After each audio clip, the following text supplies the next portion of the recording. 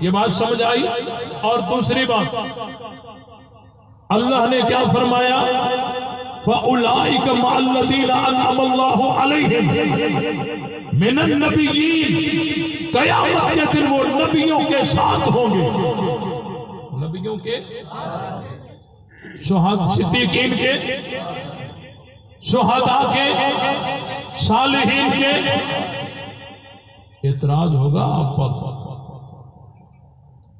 یہ منہج الصادقین میں لکھا ہوا ہے من تمتع مرتن درجتہ کدرجت الحسین، جو ایک دفعہ متع کرے وہ حسین کے برابر ہے۔ من تمتع مرتن درجتہ کدرجت الحسن، جو دو دفعہ متع کرے وہ حسن کے برابر ہے۔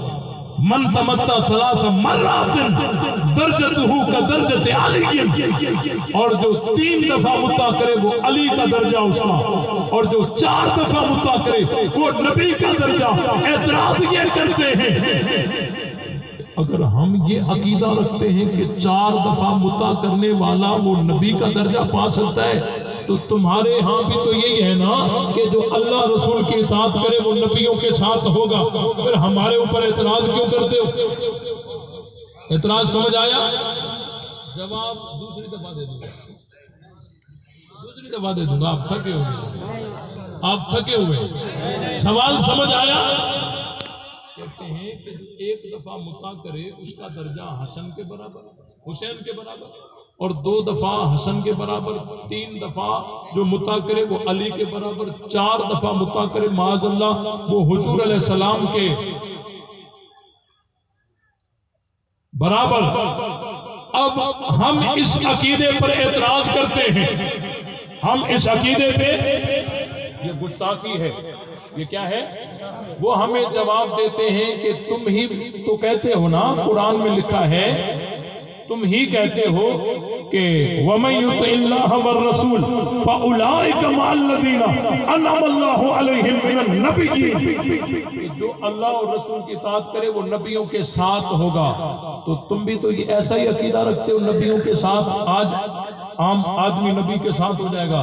میں نے کہا فرق ہے، وہاں ہے درجتہ کا درجت علی، یہاں درجے کی بات نہیں ہے، ساتھ ہونا بات ہے، اور ساتھ ہونے کے لیے درجے کا برابر ہونا ضروری۔ سمجھ آئی بات؟ درجے کا برابر ہونا۔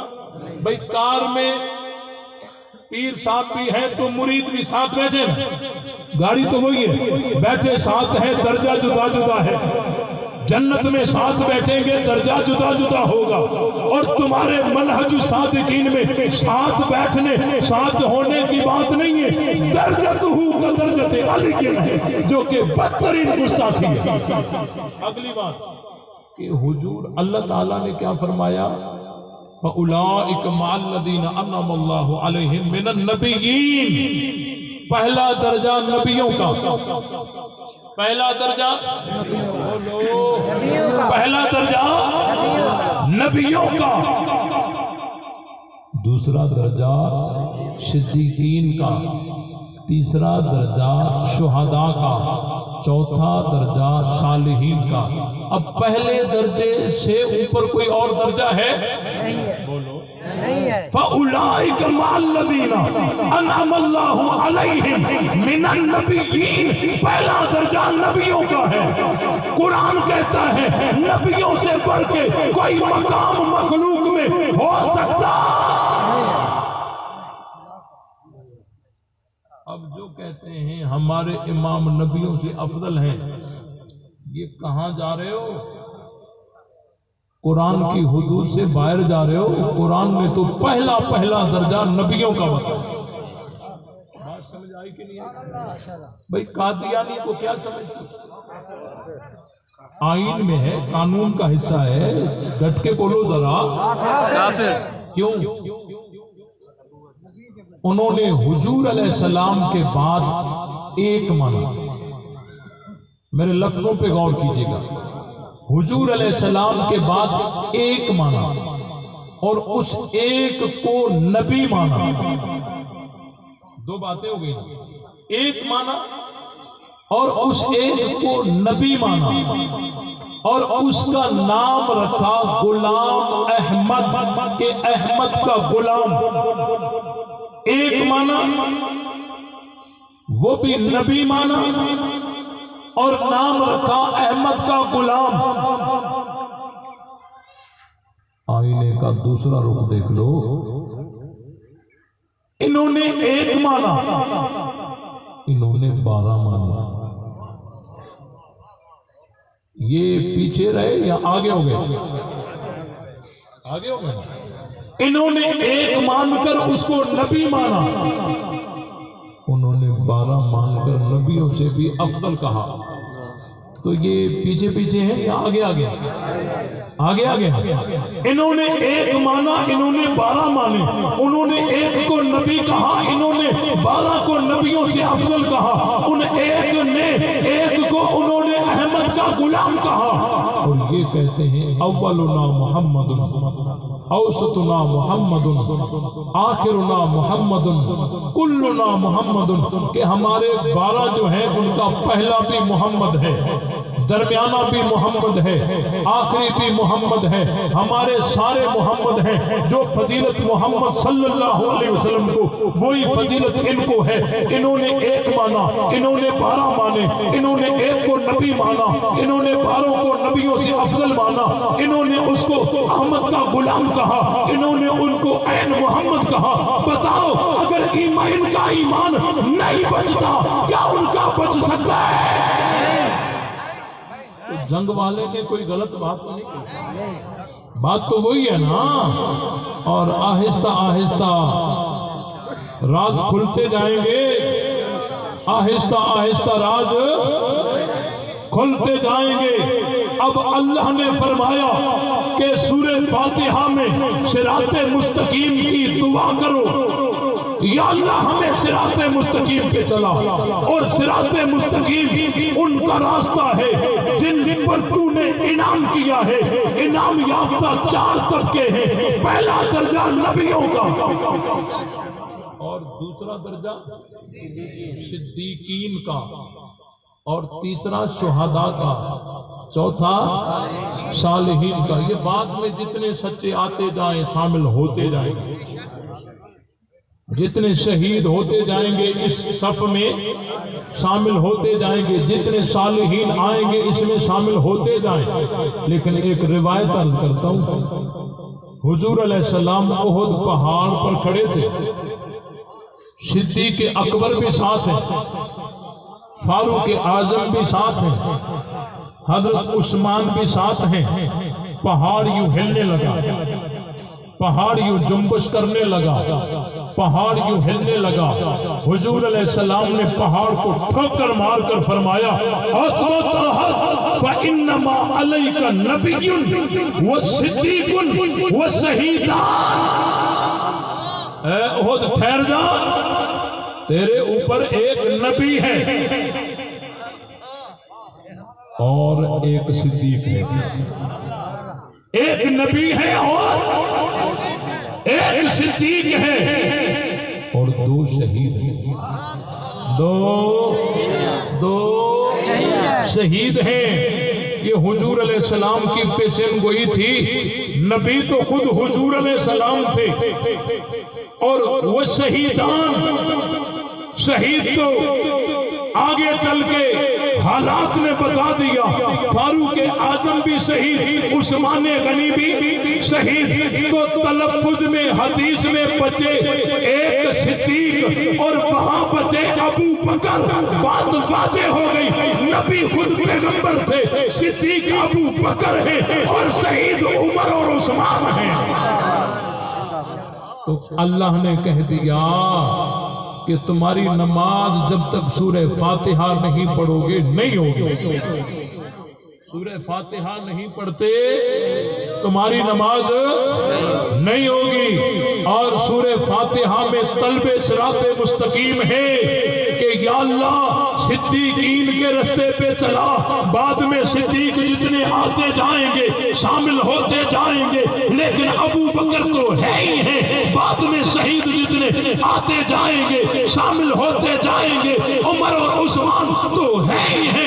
بتاؤ کہ نمازی جب نماز پڑھتا ہے اور سورہ فاتحہ پڑھتا ہے، ہر نماز کی ہر رکعت میں سورہ فاتحہ پڑھ کے طلب کرتا ہے یا اللہ مجھے صدیق کے راستے پہ چلا، یا اللہ مجھے ابو بکر عمر عثمان کے راستے پہ چلا۔ واہ صحابہ واہ، جب تک تمہارے راستے پر چلنے کی نمازی دعا نہیں مانگتا، رب اس کی نماز قبول نہیں کرتا۔